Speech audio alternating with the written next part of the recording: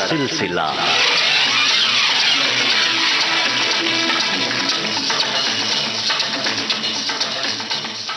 यादों का सिलसिला। इस कार्यक्रम में आइए आज सुनते हैं जानी मानी पार्श्व गायिका मधुश्री से कमल शर्मा की बातचीत। मधुश्री के गानों पे एक नजर। फिल्म साथिया,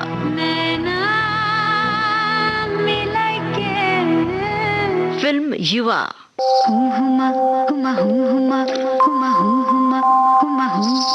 फिल्म स्वदेश,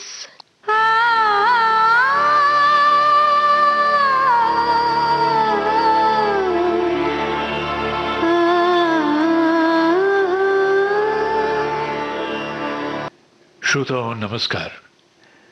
मशहूर शायर बशीर बद्र साहब का एक खूबसूरत शेर है, खुदा की उसके गले में अजीब कुदरत है, खुदा की उसके गले में अजीब कुदरत है, वो बोलता है तो एक रोशनी सी होती है।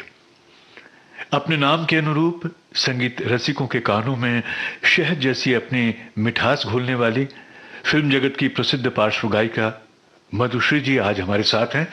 नमस्कार, विविध भारती के इस कार्यक्रम में बहुत बहुत स्वागत है आपका। नमस्कार कमल जी, आपको और सभी सुनने वालों को मेरा बहुत बहुत नमस्कार। मधु जी, अमूमन ये होता है कि जैसे घर में कोई टीचर है तो बच्चों में ये होता है कि टीचिंग की लाइन में जाएं, कोई सिविल सर्विस में है तो वो सिविल सर्विस की तैयारी करता है। ऐसे ही किसी कला के क्षेत्र की अगर हम बात करें तो घर का बड़ा असर पड़ता है। आपके यहाँ भी संगीत का चूंकि माहौल रहा, आप उस माहौल में पली बढ़ी, इसलिए संगीत की तरफ रुझान हुआ आपका। बिल्कुल कमल जी, मैं एक म्यूजिकल फैमिली से आई हूँ। मेरे पिताजी श्री अमरेंद्रनाथ भट्टाचार्य जी बहुत अच्छा सिंगर थे और हम लोग 4 बहन हैं, सब गाना गाते थे। मतलब म्यूजिकल माहौल, उसी में पता नहीं मैंने कब गाना शुरू किया। आपने कहा म्यूजिकल माहौल, तो मतलब घर में कभी कोई त्योहार आता होगा और आपके यहाँ तो वहाँ पर जैसे यहाँ तो रक्षाबंधन, वहाँ तो भाई फोटा।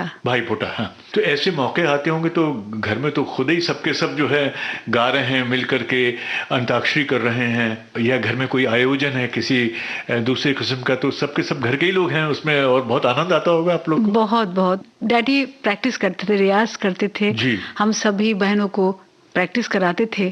खास करके मैं बचपन से बहुत, मेरा म्यूजिक में बहुत लगन था, तो डैडी बहुत जोर देते थे। 6-6 घंटा मुझे प्रैक्टिस कराते थे।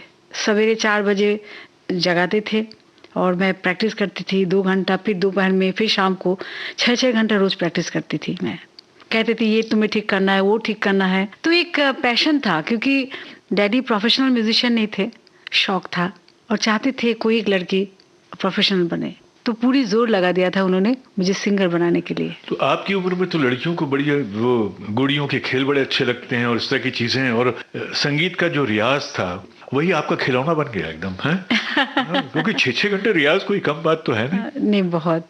हाँ, आपने सही कहा कि मैं खेल बहुत पसंद करती थी और खेलने चली जाती थी, लेकिन डैडी बहुत पिटाई करते थे अगर प्रैक्टिस नहीं किया तो उस डर से मुझे प्रैक्टिस करना पड़ता था। तो स्कूल में भी आप जो प्रतियोगिताएं होती होंगी उनमें भाग लेती होंगी, फिर कॉलेज पहुंची तो मतलब लोग आपको चाहते होंगे, आपने अपनी प्रतिभा से बहुत नाम कमाया होगा, आपने स्कूल में पहचान बनाई होगी, कॉलेज में भी। स्कूल कॉलेजों में मुझे बहुत प्यार करते थे मेरे जो फ्रेंड्स थे, और मैं मिठाई बहुत पसंद करती थी, तो मिठाई का लालच देते थे। अच्छा। कि एक गाना गा दो तुम्हें एक रसगुल्ला मिलेगा। तो सच तो ये कहें कि आपको बेशक मिठाई पसंद है, लेकिन अपने गानों के रूप में आपने मिठाई बहुत बांटी है, बहुत रसगुल्ले खिलाए लोगों को। है ना। देखिए ये जो जादुई आवाज़ है आपकी, इसमें आप कुछ गुनगुनाइए, उसके बाद में फिर कोई गाना आपकी पसंद का हो वो हम सुनवाएंगे, लेकिन पहले हम चाहते हैं कि आप हमारे लिए कुछ गुनगुनाइए हमारे श्रोताओं के लिए। कभी नीम नीम, कभी शहद शहद, कभी नरम नरम, कभी सख्त सख्त। हुमा हुमा हुमा हुमा हुमा हुमा हुमा हुमा हुमा हुमा हुमा हुमा हुमा हुमा। कभी नीम नीम, कभी शहद शहद, कभी नरम नरम, कभी सख्त सख्त। कभी नीम नीम कभी शहद शहद, कभी नरम नरम कभी सख्त सख्त। मोरा पिया मोरा पिया मोरा पिया, नजरों के तीर में बसा है प्यार, जब भी चला है वो दिल के पार। नजरों के तीर में बसा है प्यार, जब भी चला है वो दिल के पार। लज्जा से मरे रे जिया पिया, लज्जा से मरे रे जिया पिया रे, लज्जा से मरे रे जिया।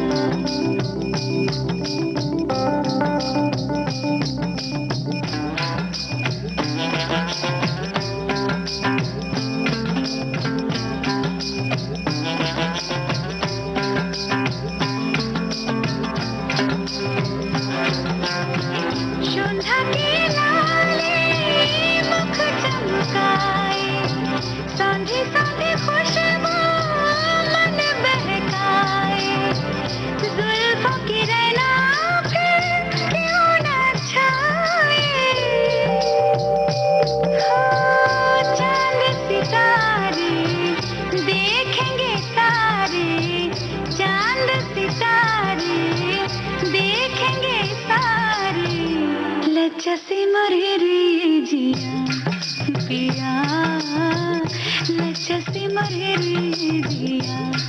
कभी नीम नीम कभी शहद शहद, कभी नरम नरम कभी सख्त सख्त। कभी नीम नीम कभी शहद शहद, कभी नरम नरम कभी सख्त सख्त। मोरा पिया मोरा पिया मोरा पिया,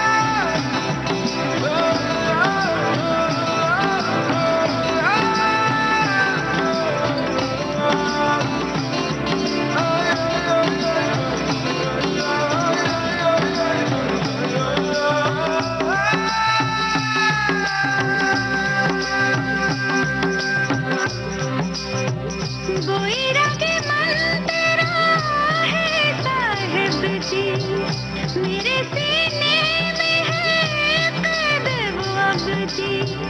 प्रीत की रखो नाथ है मेरे रब जी। रुसवा हुई तो दुनिया हंसी तो, रुसवा हुई तो दुनिया हंसी तो।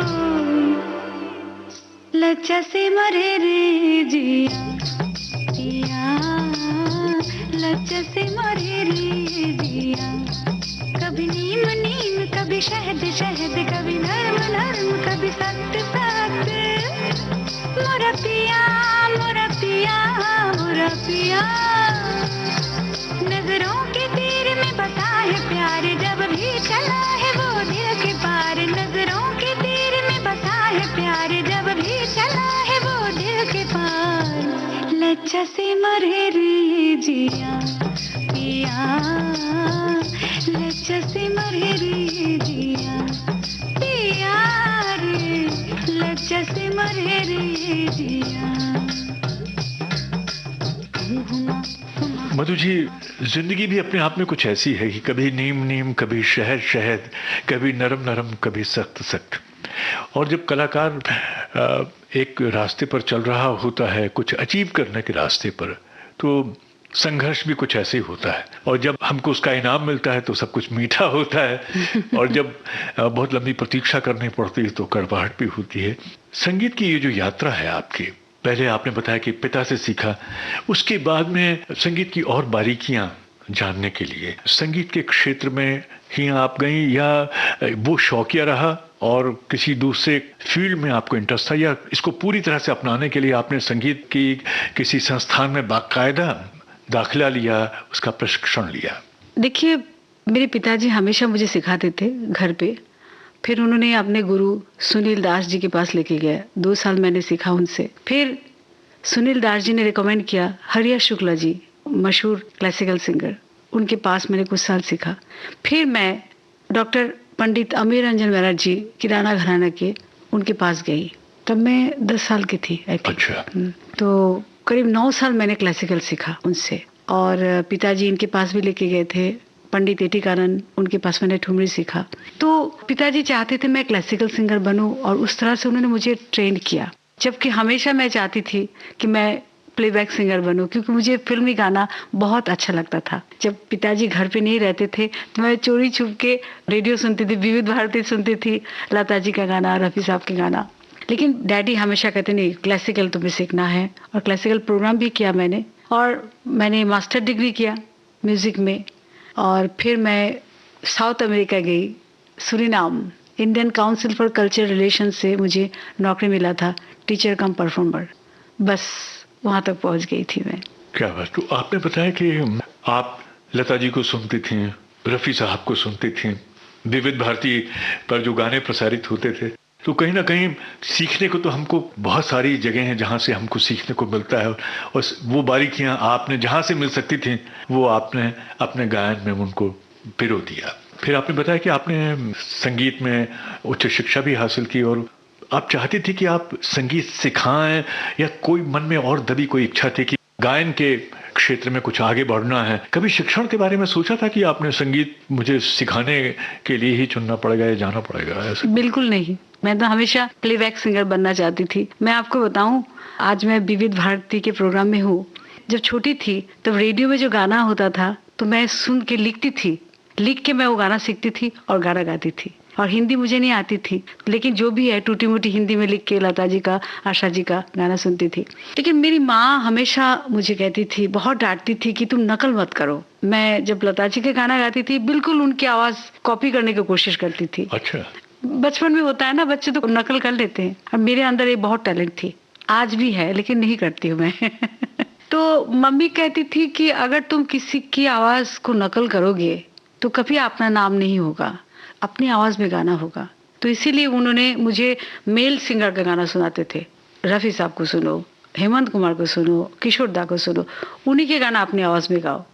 तो वो जो ट्रेनिंग मेरी मम्मी ने मुझे दिया था, ये मेरे लिए एक वरदान है। और आज भी जब लोग मुझे कहते हैं, कोई भी गाना सुनते मेरा गाना, तो कहते हैं कि मधुश्री जी, गाना सुनते ही पता चल गया कि आपकी आवाज है। तो ये मुझे बहुत अच्छा लगता है। और मैं आज के जो यंगस्टर है सबको ये बताना चाहूंगी, नकल मत कीजिए, उनसे सीखिए, अपनी आवाज में गाइए। आपकी आवाज में गाना तो सुनेंगे ही आगे, लेकिन मैं एक सवाल जो आपसे पूछना चाहता हूँ कि बंगाल तो वैसे भी संगीत की दृष्टि से बहुत समृद्ध है। वहाँ लोक संगीत की अगर हम बात करें, रविंद्र संगीत की बात करें, कहना ही क्या है।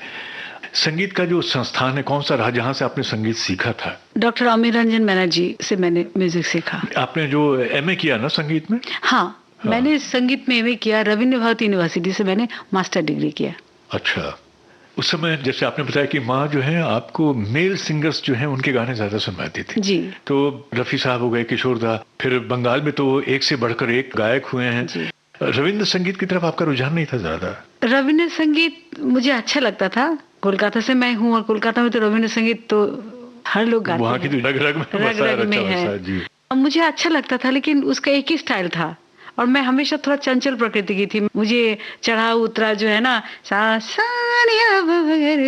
थोड़ा हरकतें, ऊंचे स्वर, सब मुझे अच्छा लगता था। तो मुझे ज्यादातर क्लासिकल और ठुमरी, फिल्मी सॉन्ग, ये सब मुझे अच्छा लगता था। तो चलिए यहाँ पर आपकी पसंद का एक गाना सुनवाते हैं श्रोताओं को, लेकिन हम चाहेंगे कि अगर आप गुनगुना सकें, थोड़ा सा गुनगुना दीजिए।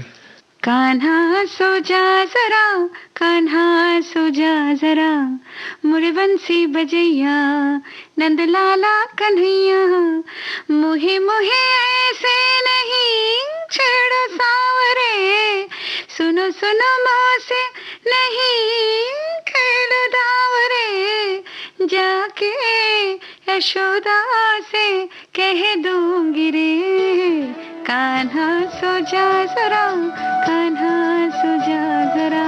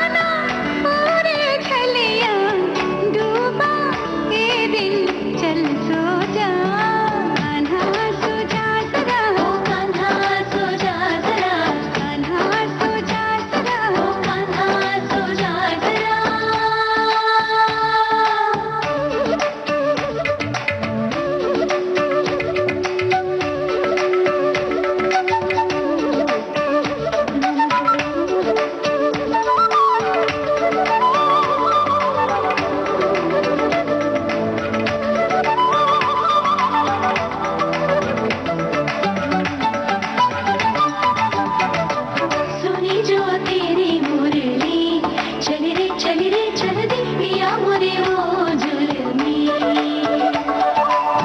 गाऊं तेरे ही गीत ले मैं तेरी हो गई चढ़ गई तेरी प्रीत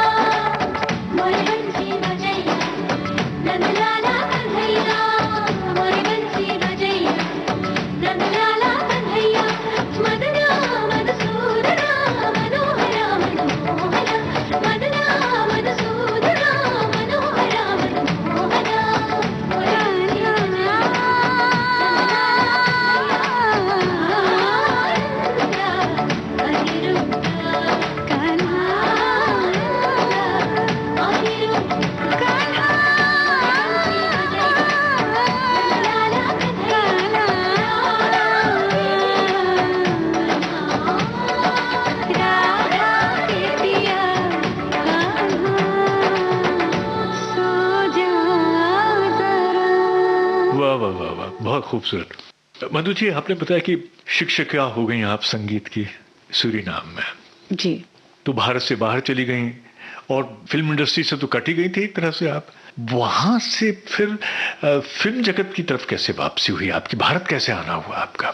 ये कहानी जानना चाहते हैं, वो क्या संयोग था? Kamal ji, it's a very interesting story.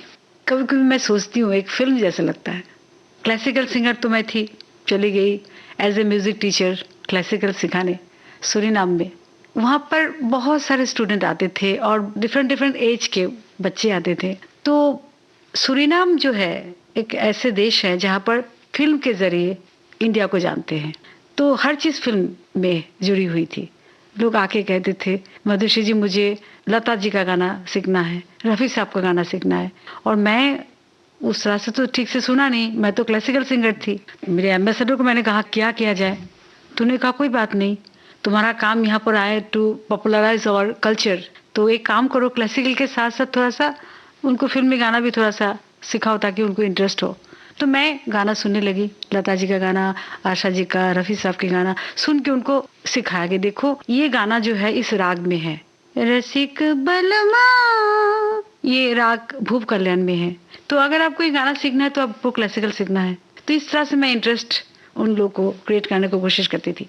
तो जब गाती थी लता जी का गाना तो लोग कहा, अरे आपकी आवाज़ तो बहुत अच्छी है, आप क्यों फिल्म में नहीं गाते हो? एंड उस वक्त मैं बहुत यंग थी, 21-22 साल की थी। फिर बचपन से तो जो मुझे इच्छा थी ना, जो मैं प्लेबैक सिंगर बनूं, वो इच्छा इन लोगों ने जागृत किया कि आप जरूर इस बार इंडिया जाके आप प्लेबैक के लिए कोशिश करो। तो फिर जब मेरा 3.5 साल का जो कॉन्ट्रैक्ट था खत्म हो गया, फिर मैंने सोचा चलो एक बार ट्राई करते हैं, नहीं होगा, लेट्स ट्राई। फिर मैं बॉम्बे आई और मेरी कोशिश शुरू किया। तो ये संघर्ष की शुरुआत यहाँ से हुई। लेकिन ये बताइए कि आपका ये जो निर्णय, लोगों ने तो आपको इंस्पायर किया, जाना चाहिए, पीछे लग गए, कई लोगों ने आपको प्रेरित किया कि आपकी आवाज़ फिल्मों के लायक है, पार्श्व गायिका बनना चाहिए। घर वालों की कितनी मर्जी थी इसमें, वो कितने सहमत थे? घर वाले, डैडी तो बहुत नाराज हो गए थे क्योंकि he was very proud. University में गोल्ड मेडल मुझे मिला था, एमए में फर्स्ट आई थी, म्यूजिक में, क्लासिकल में, रेडियो कंपटीशन में फर्स्ट आई थी, तो रेडियो की आर्टिस्ट थी मैं। और नेशनल स्कॉलरशिप मुझे मिला क्लासिकल में, प्रोग्राम किया और क्लासिकल के कारण ही मुझे वो आईसीसीआर का नौकरी मिला, इतना प्रेस्टिजियस जॉब। तो ही वॉज वेरी एंग्री। वो कहा तुम इतना अच्छा क्लासिकल गाती हो, ये छोड़ के तुम बॉलीवुड में जाओगे, बहक जाओगे, वहाँ पर पता नहीं कैसे लोग हैं, क्या है, बिल्कुल नहीं। तो मैंने कहा नहीं, एक बार तो कोशिश करते, जिंदगी एक ही है, कोशिश करते हैं, नहीं हुआ तो फिर चले जाएंगे। जो भी पैसा थोड़ा सा कमा के आई थी मैं लेके बॉम्बे चल पड़ी और फिर यात्रा शुरू हुई। लेकिन डैडी बहुत नाराज थे, 2 साल तक मुझसे बात नहीं किया, जितने बार फोन करती हूँ रख देते थे। तो फिर मनाया कैसे उनको? फिर जब मेरा ये गाना आया, कभी नीम नीम कभी शहद शहद, तो डैडी का फोन खुद आया। मतलब उनके भीतर जो नीम की कड़वाहट थी वो दूर हो गई और वो आपकी आवाज में जो शहद घोला फिर से रिश्तों में वही मिठास। हालांकि वो पिता हैं, वो आपके सबसे बड़े शुभ चिंतक हैं, उनको तो यही लगता था ना कि बेटी जहां भी रहे सुरक्षित रहे, क्योंकि कई बार फिल्मों को लेकर के अलग अलग धारणाएं भी तो बन जाती हैं ना। तो एक पिता के नाते तो उनको चिंता थी आपकी। मुझे लगता है कि वो बहुत प्यार करते थे मुझे और बहुत सोचते थे मेरे बारे में, कुछ हो ना जाए, भटक ना जाए, क्योंकि बॉम्बे में लोग आते हैं, बहुत सारे लोग बन भी नहीं पाते, तो वो नहीं चाहते थे मैं फ्रस्ट्रेट हो जाऊं, मेरा कुछ नाकामयाब हो, तो इसलिए वो डरते थे। जब देखा गाना आ गया है, हिट हो गया गाना, तो उनकी बहुत खुशी हुई। तो यहाँ पर आप बताइए कौन सा गाना सुनवाएंगे? हम है इस पल यहाँ, जाने हूँ कल कहाँ, हम मिले ना मिले, हम रहे ना रहे। किसना फिल्म का ये गाना डैडी को बहुत पसंद था। वो गाना सुन के गए थे, उसके बाद वो हम सबको छोड़ के चले गए थे, लेकिन ये गाना उन्होंने सुना था, उनको बहुत पसंद था। हम हैं इस पल यहाँ, जाने हो कल कहाँ,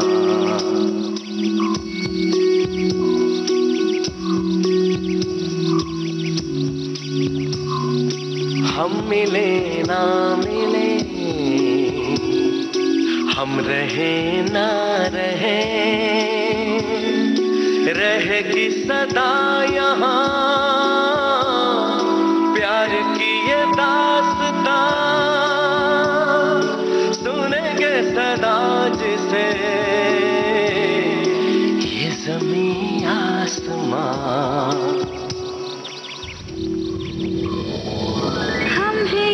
पल यहाँ,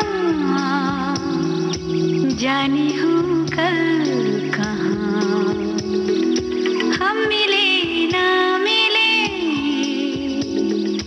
हम रहे ना रहे, रहेगी सदा यहाँ प्यार की ये दास्तां, सुनेंगे सदा जिसे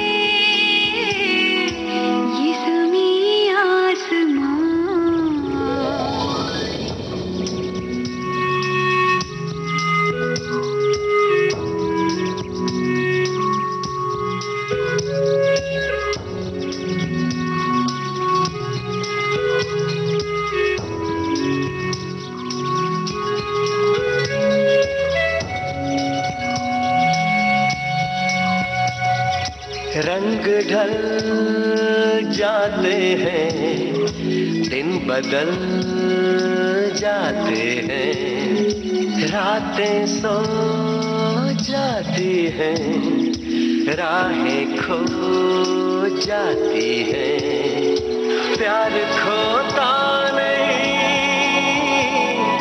प्यार सोता नहीं, प्यार ढलता नहीं, हाँ बदलता नहीं। हम है इस पल यहाँ, जाने हूँ कल कहाँ, हम मिले ना मिले,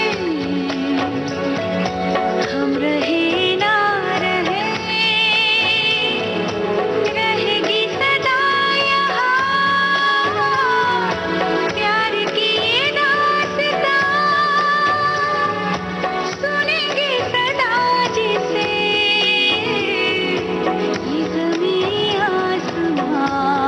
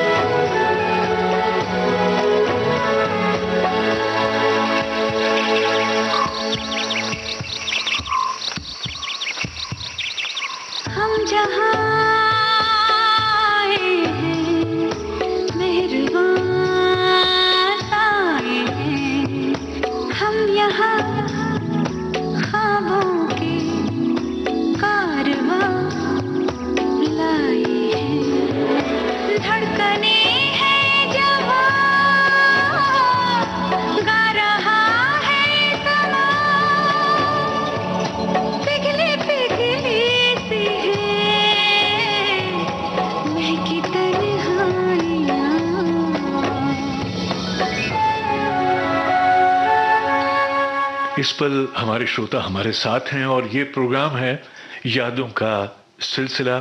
और यादों का सिलसिला, ये जो प्रोग्राम है, इसमें बातों का सिलसिला जारी है हमारा जानी मानी पार्श्व गायिका मधुश्री जी के साथ में। मधुश्री जी हमारे साथ अपने जो सफलता की ये जो यात्रा है इसके संस्मरण साझा कर रही हैं और बने रहिए हमारे साथ में। मधु जी, मुंबई आने के बाद में एकदम से आपको फिल्में तो मिली नहीं हुई, कुछ संघर्ष करना पड़ा होगा। मैं उसके बारे में जानना चाहता हूँ। कई बार आपका ये संघर्ष हो सकता है किसी दूसरे कलाकार के लिए बहुत प्रेरणा बन जाए और उनका मार्गदर्शन हो जाए। तो जब आप मुंबई पहुंचे उसके बाद का जो घटनाक्रम क्या था? कैसे लोगों से मिलना, संगीतकारों से मिलना, स्टूडियो जाना, पहचान बनाना, क्योंकि आप तो नहीं थी यहाँ, तो कोई संपर्क भी नहीं रहा होगा। कैसे ये सब चीजें जुड़नी शुरू हुई? इसके लिए क्या किया आपने? बहुत मुश्किल था, बहुत संघर्ष किया। मेरा जो स्ट्रगल था वो फाइनेंशियल उतना नहीं था जितना बाकी चीज़ों में था। आप सोच सकते, मैं यंग, देखने में ठीक ठाक हूँ अकेली हूँ और मैं म्यूजिक डायरेक्टर से मिलने जा रही हूँ, सबसे मिलने जा रही हूँ। उस वक्त तो म्यूजिक डायरेक्टर का नंबर भी नहीं होता था। मतलब 99 की बात कर रही हूँ। आज जैसे everything is very easily available, उस वक्त म्यूजिक डायरेक्टर का नंबर क्या है, कैसे पहुंचे, वो भी मुश्किल था। पहुंचने के लिए उनका मैनेजर, 3-4 मैनेजर को मिल के फिर पहुंचेंगे कि नहीं, तो ये सब बहुत मुश्किल था। बहुत स्ट्रगल किया, आपको बता नहीं सकते कितना कितना स्ट्रगल। फिर मैंने सोचा कि मुझे नहीं हो पाएगा। फिर मैं हॉलैंड चली गई, वहाँ पर मुझे एक नौकरी मिल रहा था हॉलैंड में। अच्छा। क्योंकि हॉलैंड से सूरीनाम का बहुत कनेक्शन है। अच्छा। तो सूरीनाम में स्टूडेंट काफ़ी थे, तो मैंने सोचा चलो हम स्कूल पुल खोले। फिर एक बार जो बॉम्बे आ गए ना, वो बार बार बॉम्बे आना चाहेंगे। और मेरा एक जिद है, जब तक कोई काम मैं लेती हूँ, जब तक पूरी नहीं होती उस चीज़ में मैं गिव अप नहीं करती हूँ, ट्राई करते रहते हूँ। क्योंकि मैं कंपटीशन से आई हूँ, बचपन से हमारे पीछे कोई ऐसा नहीं था मुझे पुश करे। जो भी किया, मेरे डैडी मम्मी ने मेहनत किया, सपोर्ट किया, वो लोग हमें कंपटीशन में ले जाते थे, मुझे फर्स्ट होना है। ये जो स्पोर्ट्समैन स्पिरिट, वो मुझे लगा नहीं कि मैं हार के तो नहीं आऊँगी, एक गाना तो बॉलीवुड में गा के आऊँगी। फिर मैं बॉम्बे आई, फिर कुछ दिन के बाद फिर स्ट्रगल, कुछ नहीं होता, मिलते ही नहीं, म्यूजिक डायरेक्टर नहीं मिलेंगे तो आपको चांस कैसे देंगे। फिर चली गई हॉलैंड। इस तरह से आना जाना था हॉलैंड में। वही मैं चाह रहा हूँ कि सुनना आपसे, सूरीनाम से आप मुंबई लैंड करती हैं, फिर हॉलैंड चली जाती हैं, फिर हॉलैंड से फिर लैंड करती हैं मुंबई में, तो संघर्ष चल रहा है आपका। लेकिन एक चीज़ मेरे मन में सवाल आता है कि चूंकि कलकत्ता से आपकी यात्रा शुरू हुई, तो कलकत्ता तो अपने आप में खुद एक बहुत बड़ी फिल्म नगरी है। कलकत्ता से बहुत सारे संगीतकार, फिल्मकार मुंबई आए, उनका यहाँ योगदान रहा। तो आपने अपनी शुरुआत कलकत्ता से करने की बजाय, बांग्ला सिनेमा से करने की बजाय मुंबई को क्यों चुना? देखिए, बांग्ला सिनेमा मैंने किया, उस वक्त मुझे 1-2 फिल्म में चांस मिला था, मैंने किया था। लेकिन हिंदी जो है एक नेशनल लैंग्वेज है। कोलकाता में जो है, I love Kolkata, Kolkata is very good, लेकिन वो रीजनल हो जाता है। तो हर सिंगर चाहते कि उनके जो गाना है, उनके जो कला है पूरी दुनिया तक जाए, और उसका माध्यम है लैंग्वेज। हिंदी एक ऐसे लैंग्वेज है पूरी दुनिया तक सुन सकते हैं, तो इसलिए सब लोग ट्राई करते। बॉम्बे मैंने भी किया। तो बॉम्बे में डायरेक्ट आपको फिल्म के लिए गाना मिल गया, या कवर वर्जन भी आपने गाए, जिंगल्स वगैरह गाए, विज्ञापनों के लिए भी अपनी आवाज दी, कुछ ऐसा रहा? या बहुत, जब मैं बॉम्बे आई तो मैं बहुत सारे गाना टी सीरीज के लिए जो वर्षन सॉन्ग होते थे, क्योंकि जब हॉलैंड बॉम्बे करती थी उस वक्त कोई कमाई नहीं था, तो मेरा जितना पैसा सब खर्चा हो गया। अच्छा, था आना जाना लगा हुआ था हॉलैंड और मुंबई के बीच में? हाँ। अच्छा। क्योंकि श्योर नहीं थे ना, पता नहीं क्या होगा, तो उस दौरान मेरा जितना पैसा कमाई थी सब खर्चा हो गया। तो यू हैव टू सर्वाइव। हवाई यात्रा में हवा हो गया आपका पैसा एक तो तो उस वक्त पैसा की जरूरत थी, तो जो भी मिला मैंने किया। जिंगल बोलिए, जिंगल इतना नहीं किया, लेकिन कवर वर्जन बहुत किया। गीता दत्त की पूरा कवर वर्जन, लता जी, आशा जी, सबको बहुत किया। फिर मैंने देखा कि इस तरह से नहीं चल सकता है। मेरे हस्बैंड रॉबी बादल, तो वो सूरीनाम से आए मुझे सपोर्ट करने के लिए, और हमने तय किया चलो एक एल्बम बना लेते हैं। क्योंकि मेरे लिए मुश्किल ये था, जब भी मैं किसी म्यूजिक डायरेक्टर के पास जाती थी, वो पूछते तो तुम किसके आवाज में गाते हो, कौन सा स्टाइल है तुम्हारा, लता जी ना आशा जी। तो मैंने कहा मेरा तो कोई स्टाइल ही नहीं है, मैं अपनी आवाज में गाती हूँ। तो फिर कोई सुनना नहीं चाहिए, किसी के पास टाइम नहीं है कि बैठ के आपको सुने, कैसे छोड़ जाओ, कैसे तो मेरे पास था ही नहीं। तो मैंने एक एल्बम किया, ले जा मेरा संदेश एल्बम का नाम, और अपने स्केल के हिसाब से रवि जी ने म्यूजिक बनाया और मैंने गाया। वो जी म्यूजिक ने रिलीज किया। उसकी रिकॉर्डिंग कहाँ हुई थी? बॉम्बे में। और वीडियो भी बनाया मैंने, खर्चा करके खुद पैसा लगा के बनाया। फिर मैंने जी म्यूजिक को दिया, रिलीज किया। वो कैसेट मैं सबको भेजने लगी और उसी से मुझे धीरे धीरे काम मिलने लगा। तो धीरे धीरे काम जो मिलने लगा वो तो अच्छी बात है, लेकिन पहला काम उस एल्बम की वजह से किसने दिया आपको? Interesting story. मैंने क्या किया था, उस वक्त तो बहुत सारे साधन नहीं थे, तो मैंने सबको कुरियर शुरू कर दिया। जितने म्यूजिक डायरेक्टर थे फिल्म डायरेक्टरी में, लिरिसिस्ट, सबको मैंने वो एल्बम भेजना शुरू किया, पोस्ट किया। एक पोस्ट जो है, एक सीडी वापस आ गया। तो उन्होंने कहा उन्होंने लिया नहीं, तो कौन है? जावेद अख्तर साहब। फिर मेरे मन में जिद आ गया, उन्होंने कैसे रिजेक्ट कर दिया। तो मैंने नंबर निकाली, वॉर करके फ़ोन किया, सुबह शाम फ़ोन करते, एक टाइम मिल गया। और मैंने कहा देखिए मैंने आपको एक, उन्होंने कहा कौन? तो मैंने कहा मैं मधुश्री। मधुश्री कौन? तो मैंने कहा मैं सिंगर हूँ। तो क्या हुआ? तो मैंने कहा सर मैंने आपको एक सीडी भेजा था, आपने वापस कर दिया, मेरे पास टाइम नहीं है। मैंने कहा एक बार आप सुन लीजिए। नहीं मेरे पास टाइम नहीं है बेटा। तो मैंने कहा आपसे मिलना चाहती हूँ। नहीं मेरे पास टाइम नहीं है। फ़ोन रख दिया। फिर दोबारा फ़ोन किया, पीछे पड़ गई, तो उनको सुनना है। मुझे लगा मेरा सीडी कैसे नहीं सुना। तो फिर मिल गया। तो उन्होंने मेरा जोश और जुनून देख के उन्होंने कहा ठीक है तुम एक दिन आ जाओ, सीडी भेज देना। मैंने कहा नहीं मैं खुद आके दूंगी। तो मैं उनके पास गई, उन्होंने कहा सीडी छोड़ जाओ। मैंने कहा नहीं सर आप मेरे सामने बैठ के सुनिए। मैं हाँ। तो जब देखा मेरे अंदर इतना जुनून है, वो कहा कि चलो ठीक है। उनके जो असिस्टेंट का चला दो, सीडी चला दो। तो ऐसे ही कैजुअली चाय पीते रहे। फिर जब सीडी गाना बजने लगा तो पूरा एल्बम सुना और कहा अरे वाकई तुम अच्छा गाती हो, तुम्हारी आवाज़ क्रिस्टल क्लियर है, बहुत अच्छा है। तो मुझे बहुत खुशी हुई, चलो चांस मिल गया ऐसा। कहा देखो मैं तो कुछ नहीं कर सकता हूँ, मैं तो राइटर हूँ, मैं म्यूजिक डायरेक्टर को तुम्हारा नाम रेफर करूँगा। मैं कहा ठीक है। सीडी छोड़ के गए उनके पास। एक हफ्ता बाद फ़ोन आया सुबह सुबह, मधुश्री बोल रहे हैं। मैंने कहा सर आपने जो सीडी मुझे दिया था ना, उस सीडी लेके राजेश रोशन के पास चले जाओ। एक गाना शायद मैंने तुम्हारे लिए जिक्र किया, अगर तुम्हारी किस्मत अच्छी है तो शायद तुम्हें मिल जाए। तो मैं लेके गई। राजेश जी हाँ सीडी हाँ जावेद साहब बहुत तारीफ कर रहे थे, सुनाओ। तो मैंने उनको सीडी सुनाया। मैं सीडी प्लेयर साथ में लेके चलती थी ताकि ऐसा नहीं कह रख के जाओ रिएक्शन, इंस्टेंट रिएक्शन जाना चाहती थी। तो उन्होंने सुना, सुन के मुझे कहा तुमने गाया? तो मैंने कहा हाँ सर। अच्छा अपनी आवाज़ में मतलब? मैंने कहा बोले गाना सुनाओ, जो गाना अभी मैंने सीडी में सुना खाली आवाज़ मुझे सुनाओ। आजकल क्या है मधु, बहुत टेक्निकल आ गया ना, पता नहीं किसका क्या सुर वुर ठीक करता है। तो मैंने गाया। वो कहा अच्छा है, एक काम करो, एक गाना मैं प्रॉमिस नहीं करूँगा, एक गाना कविता जी साधना जी अभी है नहीं, तो कोशिश करूँगा अगर आवाज़ फिट हो जाए रखेंगे। तो वे स्टूडियो में बुलाया, प्रैक्टिस किया, रिकॉर्ड किया, गाना अच्छा लगा, रह गया। That was my first chance. वो जो गाना पहला मौका था आपका, और एक किसी नामी म्यूजिक डायरेक्टर ने, क्योंकि राजेश रोशन जो है छोटे मोटे संगीतकार नहीं है, वो गाना हमारे लिए श्रोताओं के लिए गुनगुनाइए, फिर हम सुनवाएंगे उसको। मोक्ष फिल्म का ये गाना बहुत ही मेलोडियस गाना। कई दिन से जैसे पिघलता है दिल, संभाले ना मुझसे, संभलता है दिल, मचलता है दिल।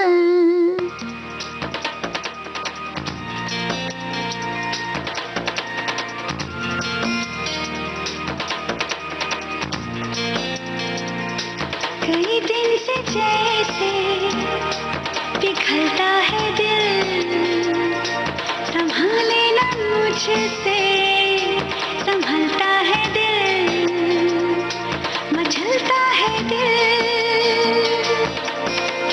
कहे दिल दीवाना के है, मैंने अब जाना कि मोहब्बत जिंदगी है, मोहब्बत जिंदगी है, कि है तो हर खुशी है, मोहब्बत जिंदगी है।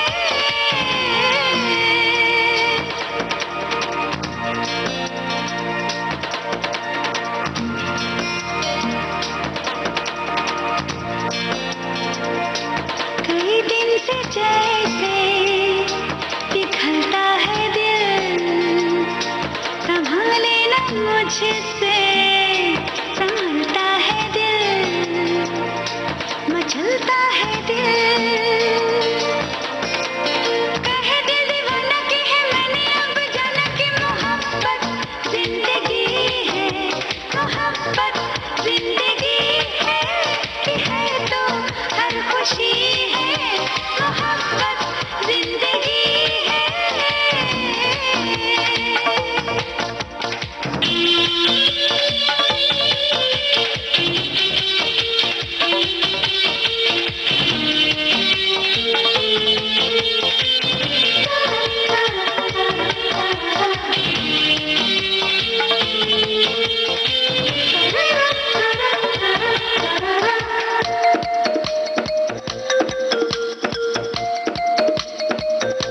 ये क्या हो रहा है, ये कैसी है बातें, अनोखे से दिन है, निराली सी रातें। ये कैसी है खुशबू, ये क्या रोशनी है, ये दुनिया ही जैसे नई हो गई है। चले जो हवाएं जैसे धीमे धीमे गाए, मोहब्बत जिंदगी है, मोहब्बत जिंदगी है तो हर खुशी है, मोहब्बत जिंदगी है। हमारे लिए तो दिल संभालना मुश्किल हो रहा है क्योंकि बहुत मचल रहा है आपसे सवाल पूछने के लिए। मोक्ष फिल्म के गाने की बात आपने की, मतलब संघर्ष से थोड़ा सा मोक्ष मिला आपको। क्यों? अभी उतनी मुक्ति नहीं, लेकिन एक जैसे कहते हैं ना, शुरुआत हो गई, दरवाजा खुला। आपने कुछ नाम बताए जो उस दौर में बड़े पॉपुलर नाम थे, पार्श्व गायिकाओं की मैं बात करूं, स्थापित नाम थे। उनके बीच में अपने आप को स्थापित करने के लिए संघर्ष तो वाकई एक नए नवोदित कलाकार को काफी करना पड़ता है। इसके बाद की कहानी भी तो हम जानना चाहेंगे, और फिर कौन कौन से इसमें पड़ाव है, कैसे पड़ाव है, कोई दिलचस्प मोड़ आया हो तो जरूर बताइए। उसके बाद मैंने कल हो ना हो फिल्म के लिए माही वे गाना, जो बहुत सुपर पॉपुलर, उसके बारे में बताइए, उसकी जरा हिस्ट्री बताइए ना, कि ऐसे नहीं एकदम। हाँ, वो भी जावेद साहब ने शंकर जी को कहा कि इसको एक बार सुन लो, तो शंकर जी को बहुत पसंद आया, तो उन्होंने रिकॉर्डिंग के लिए बुलाया। तो मैंने कहा अरे बाप रे, इतनी बड़ी फिल्म में, यश जौहर की फिल्म जो माही वे तेरे माथे झूमर चमके, तेरे कानों बाली दमके है रे, तो इसके एक अंतरा है प्रीति जिंटा के लिए, बरसे रंगीनी कलियां है मैं की भीनी भीनी, ये मैंने कहा, एक ही अंतरा गाया। अच्छा, उस वक्त क्या लग रहा था कि मुझे बुलाया रिकॉर्डिंग के लिए तो शायद मैं पूरा गाना गाऊंगी, लेकिन एक ही अंतरा हुआ और कहा हो गया, अच्छा हुआ तुम जाओ। मुझे थोड़ा मायूस हो गया, मैं दुखी हो गई। मैंने कहा इतने बड़े फिल्म में एक गाने के एक अंतरा मिला, 4 लाइन। तो जावेद साहब को मैंने कहा थैंक यू सो मच, लेकिन 4 ही लाइन मिला। बोले मधुश्री तुम्हें मालूम नहीं ये गाना कितना बड़ा होगा, 50 साल बाद भी लोग याद रखेंगे। और इसमें तो सभी लोग गाए, उदित नारायण जी भी, सोनू निगम। बाद में मैंने देखा कमाल। तो उसके बाद मैंने फिर शंकर जी के बड़े नामों के बीच में आपको स्थान मिला, जगह मिली, ये एक बहुत बड़ी बात। बहुत बड़ी बात। उसके बाद शंकर महादेवन जी के साथ मैंने और एक गाना गाया, डुएट गाना, कुछ ना कहो फिल्म में। तुम्हें आज मैंने जो देखा चमका है किस्मत का तारा, बहुत पॉपुलर था, सुपर पॉपुलर था। देखिए क्या होता है, जब हम गाना गा रहे होते हैं तो हम अपनी मस्ती में डूबे होते हैं, सामने म्यूजिक डायरेक्टर जो है उसका एक्सप्रेशन देखने का आपको मौका मिला, उनके चेहरे पर क्या हाव भाव था उस समय, या जब आप रिकॉर्डिंग करके बाहर निकले तो एक वो जो एक एलिमेंट होता है जिसमें इंसान हैरान होता है कि कुछ ऐसा एक्सप्रेशन देखा कभी किसी के चेहरे पे आपने? I am so thankful to Shankar ji. Shankar ji is a excellent composer and very good musician, और बहुत अच्छा सिंगर तो है ही। तो वो मुझे एग्जैक्टली बता दिया तुम्हें ऐसे गाना है, वो गाना है। तो सिंगर कंपोजर के साथ रिकॉर्डिंग का यही फायदा है, मुझे कुछ सोचना नहीं है, जस्ट जो कहते हैं मैं करती हूँ। तो बहुत खुश हो गए शंकर जी, बहुत अच्छा रिकॉर्डिंग किया उन्होंने। और पिक्चराइजेशन अभिषेक बच्चन ऐश्वर्या राय की फिल्म, सुपर हिट था गाना। तो उसके बाद मैंने और कुछ रिकॉर्डिंग किया। उसके पहले कि हम आगे बढ़ें, ये जो सुपर हिट गाना है जी, इसको सुनवा दिया जाए ना, नहीं तो अगर नहीं सुनवाएंगे तो फिर श्रोता हमसे नाराज हो जाएंगे।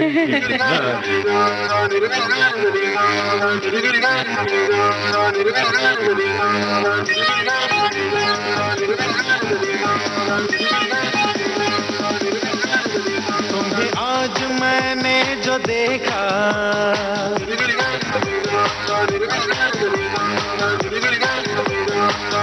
ओ तुम्हें आज मैं जो देखा, तुम्हें आज मैंने जो देखा, चमका है किस्मत का तारा, बदली नसीब की रेखा, तुम्हें आज मैंने जो देखा।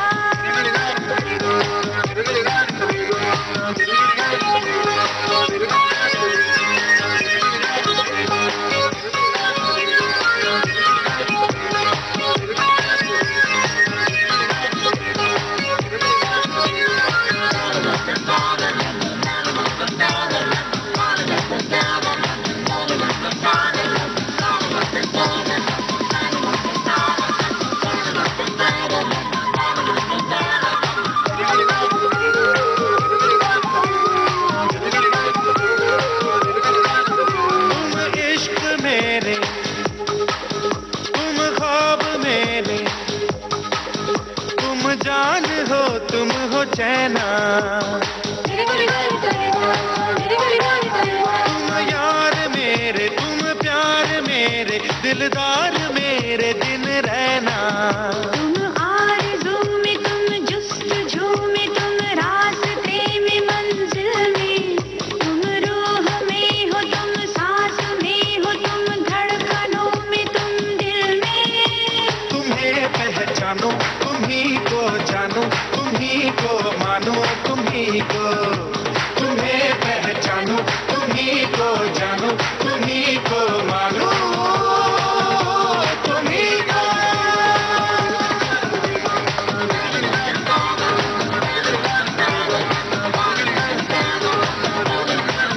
तुम्हें आज मैंने जो देखा, चमका है किस्मत का तारा, बदली नसीब की रेखा, तुम्हें आज मैंने जो देखा।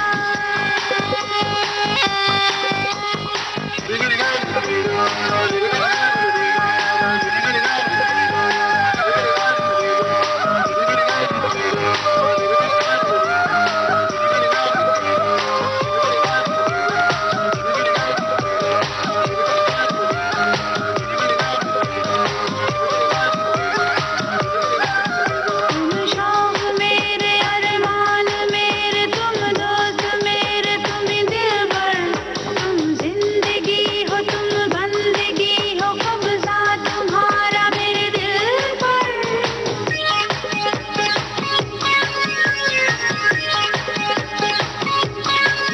तुम रंग भी हो, तुम रूप भी हो, तुम धूप भी हो, छाया भी, तुम मेनका हो, तुम अप्सरा हो, तुम मोह भी हो, माया भी। तुम ऐसे हो आए, तुम ऐसे हो छाए, तो देखूं मैं आए तुम्हीं को। तुम ऐसे हो आए, तुम ऐसे हो छाए, तो देखूं मैं आए तुम्हीं को।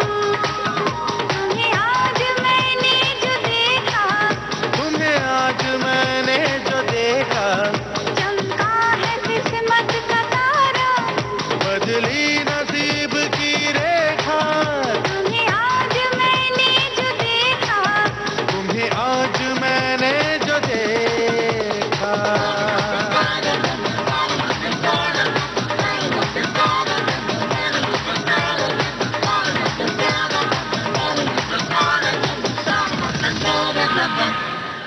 दोस्तों, अपने रेडियो सेट पर आपने ट्यून किया है विविध भारती का प्रोग्राम यादों का सिलसिला, और हमारे साथ अपनी यादें साझा कर रही हैं जानी मानी पार्श्व गायिका मधुश्री जी। मधु जी, वैसे दिक्कत क्या है ना, मुझे डायबिटीज है और इतनी मीठी बातें हो रही हैं, मुझे बाद में अपना टेस्ट करवाना पड़ेगा कि शक्कर का लेवल कोई बढ़ तो नहीं गया है कहीं ज्यादा। तो मैं ये कहता हूँ कि जब कामयाबी आपको मिलती है ना, तो उसकी एक इतने दिनों के बाद में जब प्रतीक्षा होती है, उसकी खुशी अलग होती है। तो मैं जानना चाहता हूँ कि उस समय आपकी ज़हनियत क्या थी, कैफियत क्या थी, और जब घर के लोगों को पता चला तो उनका रिएक्शन क्या था? बहुत अच्छा था। देखिए, घर वाले का सपोर्ट अगर नहीं होता है तो इंसान कभी आगे नहीं बढ़ सकता है। तो उन लोगों ने बहुत सपोर्ट किया मेंटली, जो मुझे चाहिए थी, और मेरे हस्बैंड बहुत सपोर्ट किया। बिना उसके सपोर्ट में कुछ नहीं हो सकता है, क्योंकि कामयाबी के साथ साथ फेलियर भी होता है, प्रॉब्लम होता है, दिक्कतें होती है। आर्टिस्ट झेल नहीं पाते अगर उसको कोई ना संभाले, तो बहुत ज़रूरी है, क्योंकि आर्टिस्ट एक नाजुक है, बच्चे की माफिक है जी। तो बहुत सपोर्ट किया। मधु जी, क्योंकि आपने अपने हस्बैंड का जीवन साथी का नाम लिया, और सच में एक बहुत बड़े ताकत के रूप में, प्रेरक शक्ति के रूप में हमारे साथ में उसका होना हौसला अफजाई करता है। उनके बारे में भी तो कुछ बताइए हमें। वो क्या करते हैं और उनसे आपका परिचय कब कैसे हुआ? कहते हैं ना, ये सिंगल से डुएट कैसे, ये गाना दो गाना पहले एकल फिर दो गाना कैसे हुआ ये? He is basically from Suriname, south America, born and brought up there। मैं वहाँ पर उनसे मिली थी, फिर सेंटर में आते थे गाना सीखने। म्यूज़िक में बहुत रुचि थी, हालांकि ही इज़ ए इंजीनियर था, वो एक बिजनेसमैन था, लेकिन जब भी टाइम मिलता था सेंटर में आते थे। तो उन्होंने स्टूडियो बनाया था, बहुत प्रोग्राम ऑर्गेनाइज किया। Basically he was a singer, बाद में उन्होंने इंजीनियरिंग ज्वाइन किया। तो म्यूज़िक के प्रति उनके जो प्यार है हमेशा ही था। तो फिर हम लोग होते हैं ना, मिल गए, बहुत काम किया, इकट्ठा काम किया, बहुत सपोर्ट किया मुझे भी। सूरीनाम में भी हमने बहुत बड़े बड़े शो किया, बहुत गाना रिकॉर्डिंग किया। मैं बेसिकली क्लासिकल सिंगर थी, लेकिन सूरीनाम में जो लैटिनो म्यूज़िक, उस वक्त लैटिनो म्यूज़िक वहाँ आज भी बहुत पॉपुलर है, उस लैटिनो म्यूज़िक पर मैंने हिंदी में बहुत रिकॉर्ड किया। क्या बात है, क्या बात है, वाह वाह। अच्छा ये बताइए, ये गाना जो है ये लिखा किसने है? मैं और मेरे हस्बैंड रॉबी बादल जी ने। तो आप लोग ये काम भी करते हैं? नहीं, उस वक्त किया था। सूरीनाम में ये गाना एक्चुअली एक सालसा गाने का कवर वर्जन है, तो इंग्लिश से हमने उसको मीनिंग एज इट इज रख के टूटी मोटी हिंदी में ये भी तो अपने आप में एक अद्भुत प्रतिभा है भाई, है ना। और सबसे अच्छी बात ये है कि आपकी उनके साथ में वो पति हैं, एक वो अलग भूमिका है, लेकिन एक रचनात्मक कलाकार के रूप में जो एक भागीदारी होती है, तो वो जो ट्यूनिंग वो बड़ी जरूरी है। तो उनके साथ में आपकी ये जो ट्यूनिंग है, रचनात्मक जिसको कहते हैं ना, साझेदारी, ये बहुत इंपॉर्टेंट है। और मैं समझता हूँ कि ये भी एक कलाकार की बहुत बड़ी ताकत होती है। अच्छा है, लेकिन हम दोनों इस म्यूजिक के फिल्म में इतना लड़ाई करते हैं। हाँ। ओपिनियन लेके, ये ठीक नहीं, वो ठीक नहीं। तो एक आध उसका नमूना पेश कीजिए ना, जरा कुछ हो जाए। मैं तो अभी भूल गई। थोड़ा सा कुछ तो।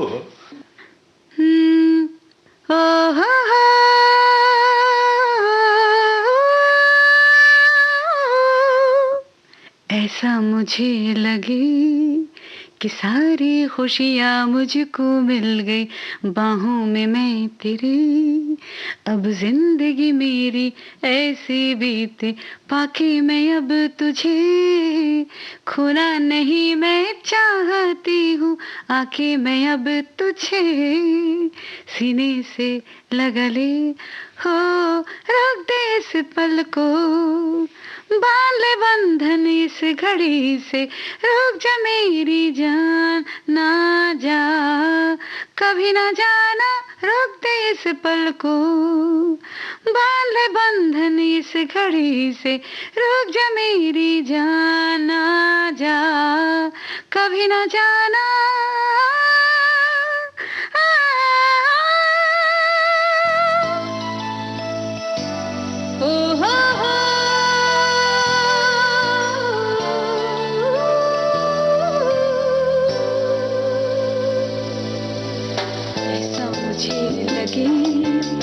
सारी खुशियाँ मुझको मिल गई, बाहों में मैं तेरे, अब जिंदगी मेरी ऐसी बीते, बाकी मैं अब तुझे, होना नहीं मैं चाहती हूँ, बाकी तू अब मुझे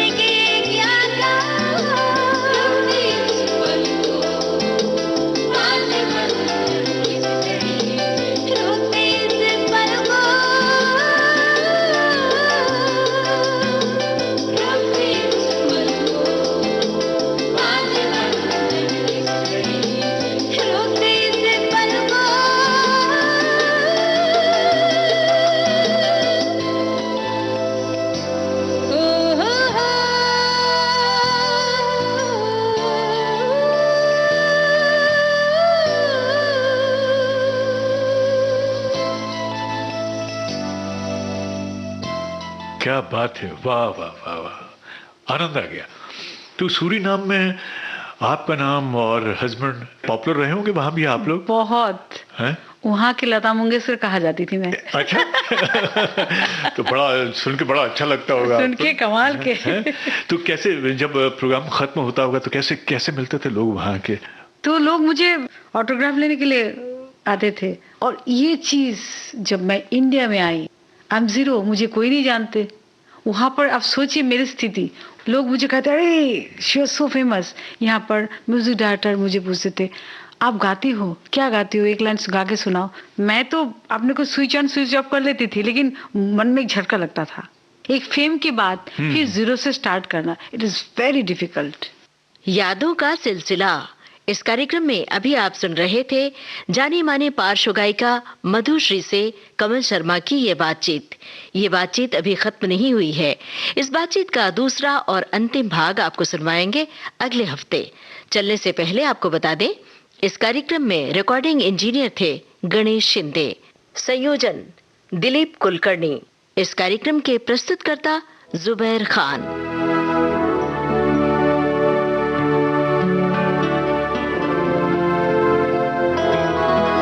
यादों का सिलसिला।